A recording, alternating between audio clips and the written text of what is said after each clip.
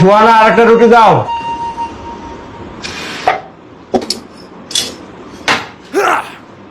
আমি আর একটা রুটিও বানাতে পারবো না, যদি খেতে মন চায় ভাত খাবা। আরে ভাত খাবো মানে? তুমি জানো না রাতে আমি রুটি আর সবজি খাই? আমি রাতে রুটি খাবো, আর রুটি নিয়ে আসো দাও। আর কত রুটি খাবা তুমি? কত রুটি খাবো মানে কি? মাত্র 2টা রুটি খেলাম, আর হয়তো 2টা রুটি আমি খাবো। এই রাতের বেলা কি আমি 50টা রুটি খাবো? 50টা রুটি খাইলেই কি আমি 50টা রুটি বানাই দিব? ভাত খায় না, আমি আর একটা রুটিও বানাতে পারবো না, আমি অনেক ক্লান্ত হয়ে গেছি। ক্লান্ত হয়ে গেছো মানে? কি করে ক্লান্ত হয়ে গেছো? এই 2টা রুম ঝাড়ু দিয়ে ক্লান্ত হয়ে গেছো? ওয়াশিং মেশিনে কাপড় ধুয়ে ক্লান্ত হয়ে গেছো?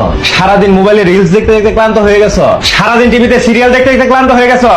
আমাকে দেখো, দেখো আমাকে, সারাদিন পায়ে হেঁটে মার্কেটিং এ জব করি, রাস্তায় রাস্তায় ঘুরে বেড়াই, সারাদিন মানুষের ঝাড়ি খেয়ে খেয়ে রাস্তায় রাস্তায় আমার অর্ডার কাটতে হয় পায়ে হেঁটে হেঁটে।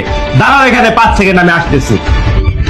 এই দেখো, সারাদিন রাস্তায় মার্কেটিং এর জব করে হেঁটে হেঁটে আমার জুতার এই অবস্থা হয়ে গেছে। এই ছেঁড়া ফাটা জুতার চেয়েও খারাপ অবস্থা হয়ে যায় আমার শরীরের। তারপরেও আমি ক্লান্ত হয়ে গেছি, এটা বলার অধিকার আমার নেই, কারণ আমি এক নারীর স্বামী, আমি এক বাচ্চার বাবা, আমি বৃদ্ধ পিতামাতার একমাত্র সন্তান। আমার উপর পুরো পরিবারের দায়িত্ব। আমি যদি থেমে যাই, পরিবারের চাকা থেমে যাবে। তাই আমি কখনোই বলতে পারি না আমি ক্লান্ত হয়ে গেছি। এটা বলার কোনো অধিকার আমার নেই, এটা বলার কোনো অপশন আমার নেই। সারা বছর রোদে পুড়ে বৃষ্টিতে ভিজে কঠোর পরিশ্রম করতে হয়। সারাদিন পর পাবলিক বাসে যখন ঝুলে ঝুলে বাসায় আসি, বসের ঝাড়ি খেয়ে মনটা যখন খারাপ থাকে, তারপর বাসায় এসে শুনতে হয় তোমাকে 4টা রুটি দেওয়া হবে না, আর রুটি বানাতে পারবো না, তোমাকে খেতে হলে এখন ভাত খেতে হবে, কারণ তুমি ক্লান্ত হয়ে গেছো। একবার ঘর থেকে বাইরে বের হয়ে দেখো, ওই নারীদের সাথে একবার মিশে দেখো যারা প্রতিদিন কাজের জন্য ঘর থেকে বের হয়, দুমুঠো খাবারের জন্য ঘর থেকে বের হয়, 2টো টাকা কামাই করার জন্য ঘর থেকে বের হয়, কারণ তাদের ঘরে উপার্জন করার মতো স্বামী নেই।